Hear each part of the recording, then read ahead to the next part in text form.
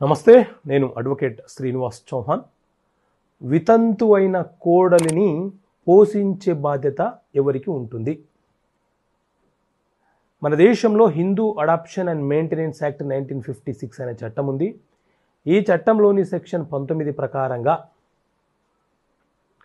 కొడుకు మరణిస్తే కోడలి యొక్క బాధ్యతలను, మెయింటెనెన్స్ని, అలాగే మనవడు కానీ మనవరాలి యొక్క బాధ్యతలను, వారి చదువుకు సంబంధించిన ఖర్చులను భరించే బాధ్యత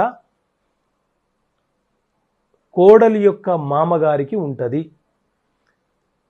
ఆమె యొక్క భర్తకు రావాల్సిన వాటా ఎంత వరకైతే ఉంటుందో అంతవరకు ఆమె ఆ వాటా కోరే హక్కుని కలిగి ఉంటుంది.